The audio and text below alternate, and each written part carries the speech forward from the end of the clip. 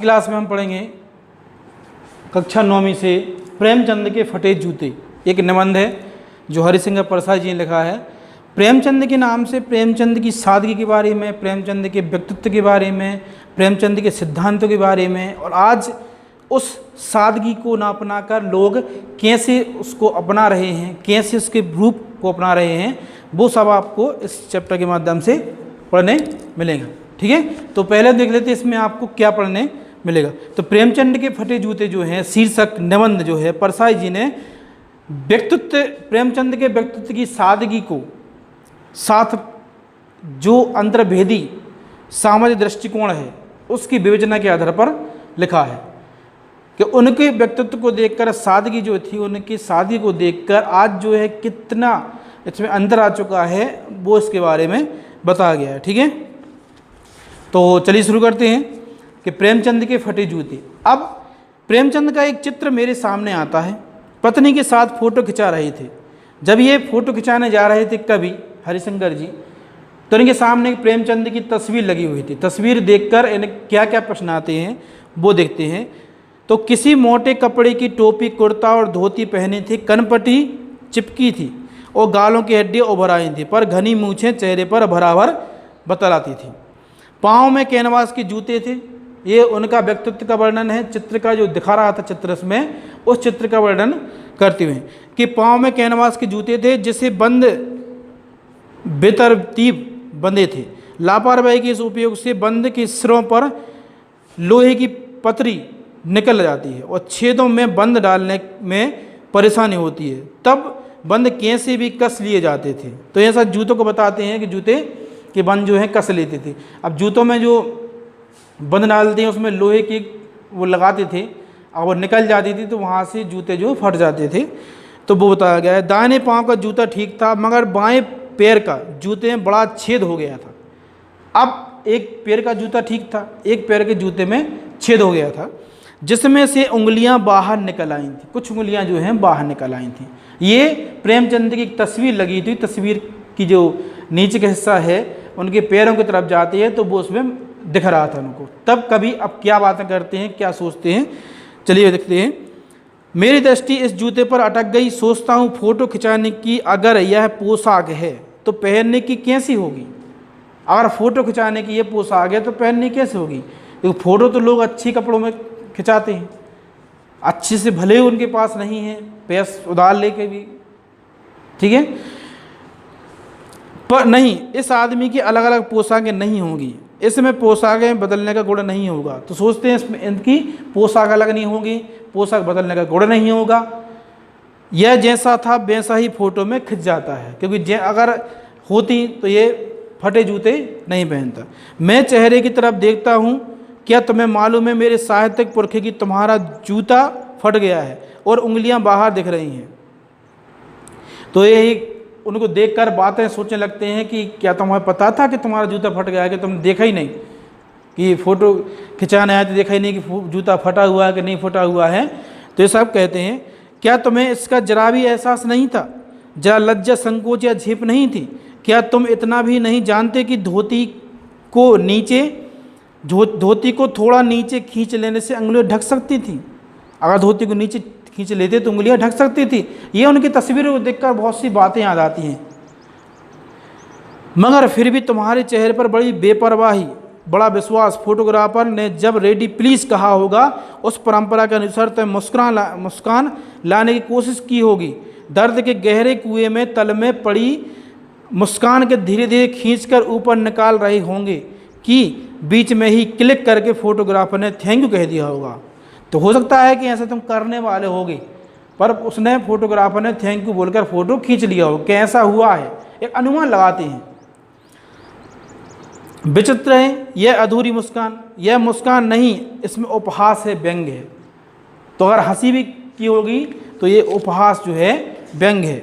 ठीक है, यह कैसा आदमी है जो खुद तो फटे हुए जूते पहने फ़ोटो खिंचा रहा है पर किसी पर हंस भी रहा है। अब उसकी हंसी के बारे में बताते हैं प्रेमचंद की फ़ोटो की कि कैसा आदमी है कि खुद तो फ़ोटो खिंचा रहा है, साथ में उस फोटोग्राफर ये हंस भी रहा है कि किसके लिए हंस रहा है, किसको देखकर हंस रहा है। फोटो ही खिंचाना ही था तो ठीक जूते पहन लेते या ना खिंचाते। फोटो ना खिंचाने का क्या बिगड़ता था। शायद पत्नी का आग्रह रहा होगा कि तुम अच्छा, तो पत्नी ने कहा होगा, हो सकता है इस वजह से फ़ोटो खिंचा ली हो, कहकर बैठ गए होंगे। मगर यह कितनी बड़ी ट्रेजेडी है, दुखांत है, दुख है कि आदमी के पास फ़ोटो खिंचाने के भी जूते ना हों। मैं तुम्हारी यह फ़ोटो देखते देखते तुम्हारे कलेश को अपने भीतर महसूस कर रहा हूँ कि कैसा तुम्हारे साथ हुआ होगा, कैसे तुम रहे होगे। मगर तुम्हारी आंखों में यह तीखा दर्द भरा व्यंग मुझे एकदम रोक देता है। तुम फोटो का महत्व तो नहीं समझते।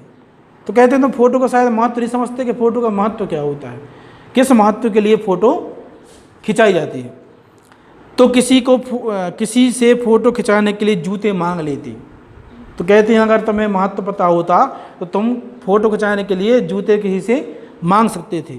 लोग तो मांग के कोट से बर दिखाई भी करते हैं। आज शादी अगर होती है तो कोट भी मांग कर पहन लेते हैं और मांगे कि मोटर से बारात निकालते हैं और बारात भी मांग कर ही मोटर से निकालते हैं। फ़ोटो खिंचाने के लिए तो बीवी तक उधार मांग ली जाती है। फ़ोटो खिंचाने के लिए तो बीवी उधार पर मांग लेते हैं।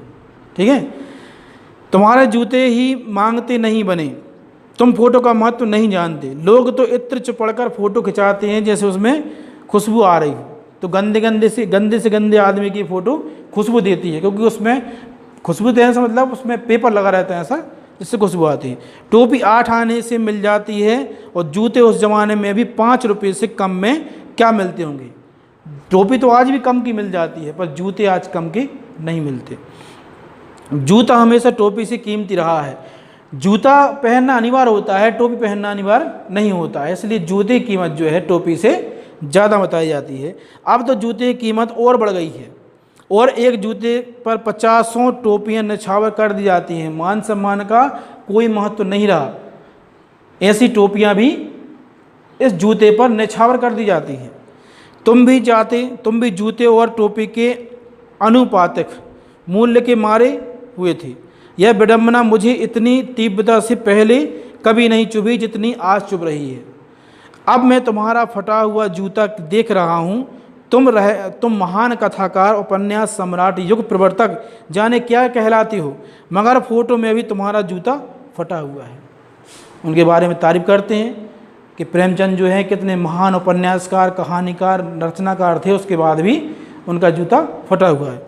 मेरा जूता भी कोई अच्छा नहीं है। अब उनको अपनी बातें याद आती हैं कि मेरा जूता भी कोई जूता अच्छा नहीं है, बस तुम्हारा दिख रहा है, तुमने बदला नहीं है और हम उधार। तो आज जो सादगी को ना अपनाकर लोग कर्ज करते हैं, अपनी शान शौकत बताने के लिए जो कर्ज करते हैं, उस कर्ज पर व्यंग किया गया है। मेरा जूता भी कोई अच्छा नहीं है, यूँ ऊपर से अच्छा दिखता है, अंगुली बाहर ही निकलती है, पर अंगुली के नीचे तला फट गया है। उंगली बाहर नहीं निकली है, पर जूते का जो तल्ला रहता है वो तल्ला फट चुका है। अंगूठा ज़मीन में घिसता है तो पैनी मिट्टी पर कभी रगड़ खाकर लहूलुहान भी हो जाता है। पूरा तला गिर जाएगा, पूरा पंजा छिड़ जाएगा, मगर अंगुली बाहर नहीं दिखेगी। तो कभी कहते हैं यही तो परिस्थिति मेरी है, और मैं जो है मेरा दिखाई नहीं देता और तुम्हारा दिखाई दे रहा है। तुम्हारी अंगुलियां दिखती हैं पर पाँव सुरक्षित हैं, मेरी अंगुलियां ढकी हैं पर पाँव नीचे से, पंजा नीचे से घिस रहा है। तुम पर्दे का महत्व नहीं जानते, हम पर्दे पर कुर्बान हो रहे हैं। तो अपने आप के माध्यम से कहते हैं कभी कि हम पर्दे का महत्व वो नहीं जानते हैं, हम पर्दे पर कुर्बान हो रहे हैं। कई लोग ऐसे हैं कि शान शौकत बताते हैं, साथ में कर्ज में डूब रहे हैं शान शौकत बताने के लिए। तुम फटा जूता बड़े ठाठ से पहनो, मैं ऐसे नहीं पहन सकता। फोटो तो जिंदगी भर इस तरह नहीं खिंचाऊंगा, चाहे कोई जीवनी बिना फोटो के ही छाप दे। ठीक है, तुम्हारी यह व्यंग मुस्कान मेरे हौसले पर प्रस्त कर देगी। क्या मतलब है इसका, कौन सी मुस्कान? और यह है, क्या हीरो की गोदान हो गया, होरी को गोदान हो गया? क्या पूस की रात नील गाय हल्कू पर खेत चर गई? ये उनकी कहानी के माध्यम से उन पर व्यंग करते हैं। कहानी के ये पात्र हैं, इनके माध्यम से। क्या सुजान भगत का लड़का मर गया क्योंकि डॉक्टर साहब क्लब छोड़कर नहीं आ सकते? नहीं, मुझे लगता है मांग हो औरत के कफन के चंदे की शराब पी गया, वही मुस्कान मालूम होती है। तो मुस्कान के पीछे छुपे हुए उनको उद्देश्य को एक व्यंग के माध्यम से ये बताते हैं, क्या ऐसा हो गया है। मैं तुम्हारा जूता फिर देखता हूँ कैसे फट गया, यह मेरी जनता के लेखक इस जनता के लेखक से पूछते हैं कि तुम्हारा जूता जो है कैसे फट गया। क्या बहुत चक्कर काटते रहे, क्या चक्कर काटे हैं बहुत, क्या बनिए के तगादे से बचने के लिए मील 2 मील का चक्कर लगाया है, कैसे फट गया। घर लौटते रहे, चक्कर लगाने से जूता फटना नहीं है, घिस जाता है। और कुंभन दास का जूता भी फतेहपुर सीकरी जाने से घिस गया था, उसे बड़ा पछतावा हुआ। उसने कहा, आवत जात पनैया घिस गई, बिसर गयो हरि नाम। तो जूते के बारे में इतना सारा कुछ बता दें। और ऐसे बुलाकर देने वालों के लिए कहा गया है कि जिनके देखें दुख उपजत हैं, जिनको करबो परेशान। चलने से जूता घिसता है, फटता नहीं जूता। तुम्हारा जूता कैसे फट गया, तो चलने से घिसता है, फटता नहीं जूता। तो ये एक सामान्य सी बात है। मुझे लगता है तुम किसी शख्स चीज़ की ठोकर मारते रहे होगे। कोई चीज़ जो परत दर परत सदियों से जम गई थी, उसे शायद अपने ठोकरों से मार मार कर अपना जूता फाड़ लिया है। कोई ढील जैसे रास्ते पर खड़ा हो गया है, उस पर तुमने अपना जूता आजमाया होगा। हो सकता है कि जूता तुम्हारा ऐसा हो। तो बहुत सारे तर्क देते हैं कि जूता कैसे टूट गया, कैसे फट गया। चलने से तो जूता फटता नहीं है, घिसता है। जूता अगर फटा है, हो सकता है तुमने ठोकर मारी हो, ठीक है। तुम उसे बचाकर उसके बगल से भी निकल सकते थे। अगर ऐसा किया है तो तुम उसे बचाकर, उस ठोकर वाले स्थान को बचाकर बगल से भी निकल सकते थे। टीलों से समझौता भी तो होता है, सभी नदियों पहाड़ थोड़े ही फोड़ते हैं, कोई रास्ता बदल कर बीत जाता है।